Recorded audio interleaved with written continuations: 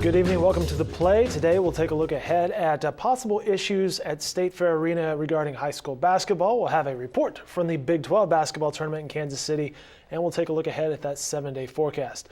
But first, some serious news to tell you about. A judge has ordered 2 teens charged with killing an Australian baseball player to stand trial. Chancey Luna and Michael Jones are accused of fatally shooting Christopher Lane back in August. The Oklahoman's Nolan Clay was at today's court proceedings. We'll have more details in Thursday's Oklahoman. The United States Parachuting Association has upped its minimum age requirements, this following an accident on January 25th in Chickasha.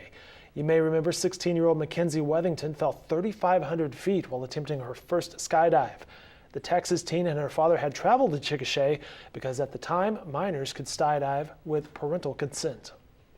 The United States Parachuting Association recently changed its guidelines, switching from a system where 16-year-olds and 17-year-olds could skydive with parental consent to a 18-year-old age minimum.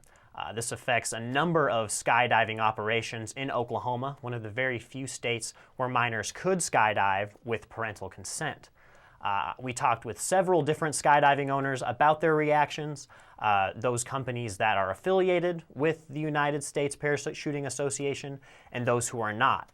They all seem to fall in line, saying that they will adhere to the new guidelines, but their opinions differed when it came to the intent of the new rule and how the outside world looks at the safety that is going on in their skydiving operations.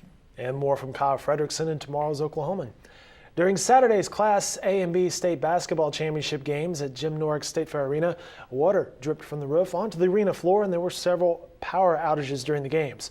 Well, officials hope this week's games for Class 2A, 3A, and 4A tournaments will not experience the same issues. While the OSSAA wants to keep playing in the Big House, the City Council is discussing the imminent need to replace the aging building's roof. Our reporters, William Crum and Ed Godfrey, will have more on the repair efforts and whether the building's condition will prompt a change of venue for future high school games. The Big 12 men's basketball tournament starts tonight. The OSU Cowboys take on Texas Tech. That tip-off is at 6 p.m. News OK's Damon Fontenot is in Kansas City. Damon Fontenot here at the Sprint Center in Kansas City for the Big 12 men's basketball championship, where number 8 seed Oklahoma State will kick things off at 6 o'clock against number 9 seed Texas Tech for a chance to play number 1 seed Kansas warming up behind me. Of course, the Cowboys could use a couple of wins to recover from that overtime loss to Iowa State in Ames. It also couldn't hurt for seeding purposes in the NCAA tournament. Meanwhile, number 2 seed Oklahoma won't play until Thursday, and the Sooners will take on the winner of the Baylor Bears and TCU Horned Frogs. Dave, back to you. Thank you, Damon. Nice work. You can find complete coverage of tonight's game and tomorrow's editions of the Oklahoman. And of course, we'll have video coverage tonight online at newsok.com. Looking at the weather, you can expect warmer temperatures Thursday with highs close to 70, but warmer and windy conditions will increase the fire danger. Forecasters say the fire dangers will be very high tomorrow. Gusts expected to reach 35 miles an hour at times. The windiest conditions expected out west. Rain chances will increase Friday night through early Sunday with an approaching storm system.